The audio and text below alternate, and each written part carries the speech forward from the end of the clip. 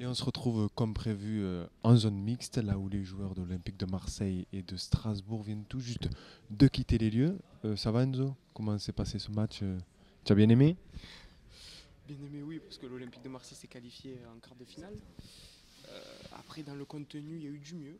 Il y a eu du mieux que contre Angers. Je m'attendais à ce genre de match. Strasbourg a défendu tout le long du match, mais malgré tout, Steve Mandanda a sorti un très gros match. Et sans le portier marseillais, je pense que l'Olympique de Marseille ne se serait pas qualifié ce soir. Et je pense qu'il faut tirer un grand coup de chapeau ce soir à El Phénoméno, à notre capitaine, qui a été à la hauteur, qui a été le meilleur pour moi joueur de cette rencontre. Après, au niveau du jeu, on voit que Payet quand même. Voilà, Dimitri Payet. Absent au dernier match.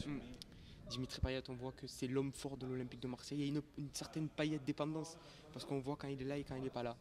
Donc l'Olympique de Marseille mérite sa qualification ce soir, mais on voit quand même que André Villas-Boas, quand même, c'est un très très bon coach, parce qu'il est arrivé à mettre quelque chose dans cette équipe qu'on a beau le répéter, mais l'année dernière, cette équipe n'avait pas. Il y a un esprit, il y a une âme, il y a une cohésion d'équipe, et ça va servir pour la fin de la saison.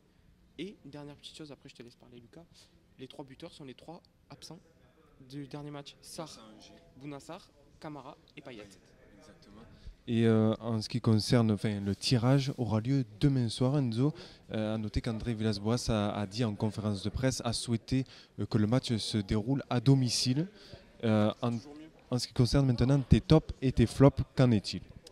Alors, si on prend les tops, bon, je l'ai dit, Steve Mandanda, mais après Dimitri Payet, parce que c'est lui qui provoque le penalty, parce que c'est son coup franc. Il y a une main après et en plus il marque, déjà ça. Et en plus sa qualité de passe, sa qualité de déplacement, sa qualité sur le terrain, voilà, c'est le joueur qui manque à l'Olympique de Marseille quand il n'est pas là. Et on voit très bien, comme je l'ai dit tout à l'heure, qu'il y a une certaine Payet dépendance. Et sur ce match, il a été très fort. Et après, mon autre top, je voudrais mettre Bounassar, pardon, parce que je l'ai critiqué, il était critiquable, parce que défensivement, c'était pas trop ça. Et au final, ce soir, il était bon défensivement et offensivement. Il marque un but, mais Buteur à la 90e minute plus 4. non, Bounassar, pas Camara.